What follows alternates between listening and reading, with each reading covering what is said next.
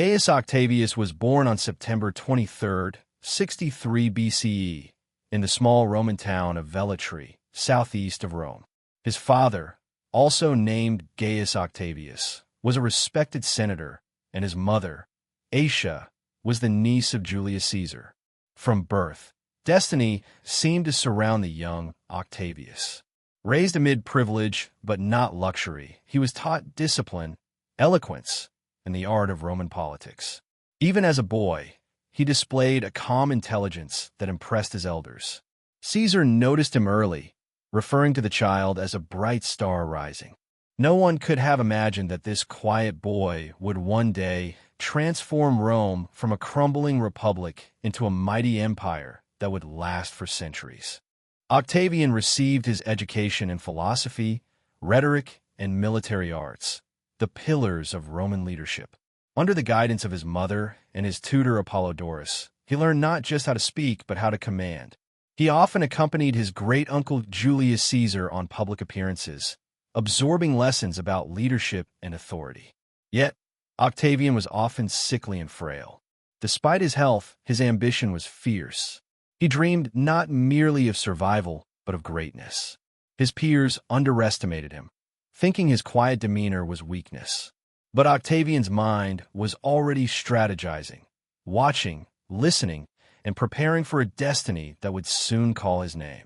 When Octavian was still a teenager, Julius Caesar's power in Rome was at its peak. As dictator, Caesar had begun reshaping the republic, earning both admiration and hatred. Octavian accompanied him to Spain in 46 BCE and impressed Caesar with his courage and sense of duty. Caesar began to see in him a successor. In 45 BCE, Caesar adopted Octavian as his son and heir, changing his name to Gaius Julius Caesar Octavianus. This adoption would change the course of history. Yet, before Octavian could enjoy this honor, tragedy struck. Caesar was assassinated in 44 BCE.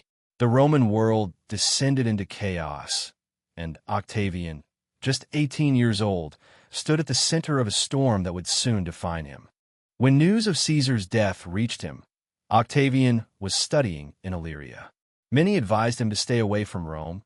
It was too dangerous. But courage burned brighter than fear. Against all warnings, Octavian returned to claim his inheritance. Arriving in Rome, he found himself surrounded by powerful rivals: Mark Antony, Caesar's general, and the Roman Senate, which feared civil war. Yet Octavian moved with quiet calculation. He declared himself Caesar's rightful heir, won the loyalty of Caesar's veterans, and began building his army. In a matter of months, the boy no one took seriously became the young man everyone feared. To secure his position, Octavian formed an uneasy alliance with Mark Antony and Marcus Lepidus, creating the Second Triumvirate in 43 BC. Together, they divided Rome's territories and vowed revenge on Caesar's assassins. Their rule was ruthless. Enemies were hunted, property seized, and power consolidated. Octavian, though the youngest, was the most calculating. The triumvirs eventually defeated Brutus and Cassius at the Battle of Philippi in 42 BC, avenging Caesar's death. Rome celebrated, but Octavian's alliance with Antony began to crumble. Ambition and mistrust would soon turn brothers in arms into mortal enemies. As the years passed, tension between Octavian and Antony grew. Antony allied himself with Cleopatra, the Queen of Egypt, and began dreaming of a new Eastern Empire. To Romans, this was treason, and Octavian knew how to use it. He launched a propaganda war, portraying Antony as a traitor seduced by an Egyptian queen. The people of Rome rallied behind Octavian. In 31 BCE, their conflict erupted into open war. At the Battle of Actium, Octavian's navy, led by Agrippa, crushed Antony and Cleopatra's forces. Antony and Cleopatra fled to Egypt, where they ultimately took their own lives. The victory left Octavian the undisputed ruler of Rome. After years of civil war, Octavian returned to Rome as a hero. Yet he moved carefully, not as a conqueror, but as a restorer of peace. In 27 BCE, the Senate granted him the title Augustus, meaning the revered one. It was a new name for a new age.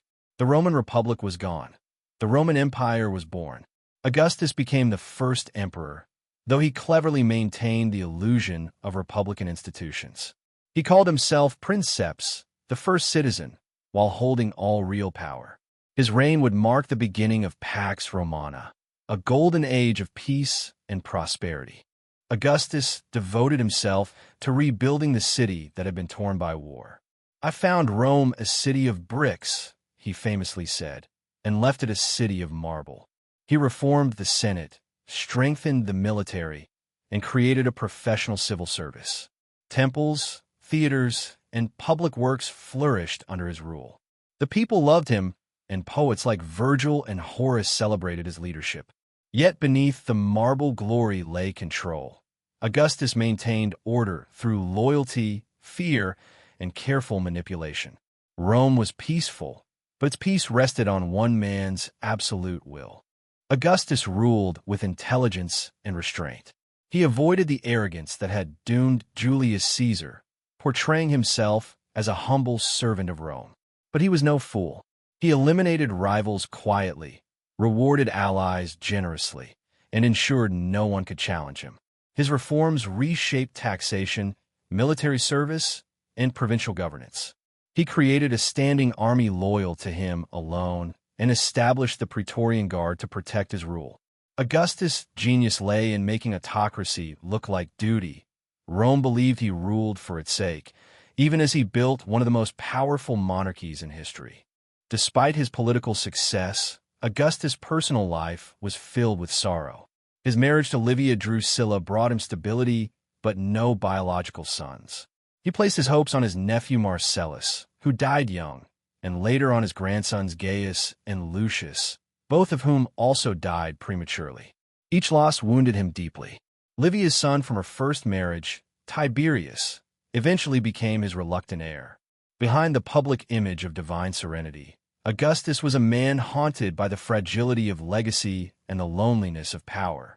By the time Augustus grew old, he had ruled for more than 40 years. Under his guidance, Rome reached unprecedented heights, stretching from Spain to Egypt. Trade flourished, laws stabilized, and art thrived.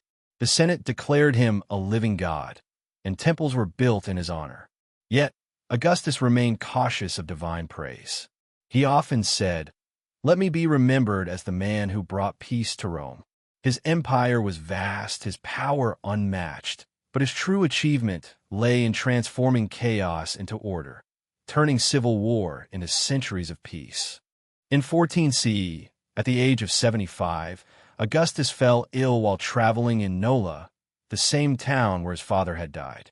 Surrounded by his wife Livia and a few loyal friends, he asked if he had played his part well. Then he uttered his final words, "If I have played my part well, applaud me as I exit. Remonte deeply." His body was carried in a grand procession, and he was laid to rest in the mausoleum of Augustus. The Senate declared him a god, Divus Augustus, marking the end of a mortal life and the beginning of a legend. Augustus' legacy endured long after his death. He had turned a fractured republic into a mighty empire that would stand for over 400 years. His reign defined what it meant to be Roman, disciplined, orderly, and devoted to stability. His system of government became the blueprint for future emperors. Though later rulers would abuse his model, none could match his wisdom or balance of power. Augustus' name became synonymous with greatness, and his era, the Age of Augustus, remains a symbol of Rome's golden glory, where one man's vision reshaped the world forever.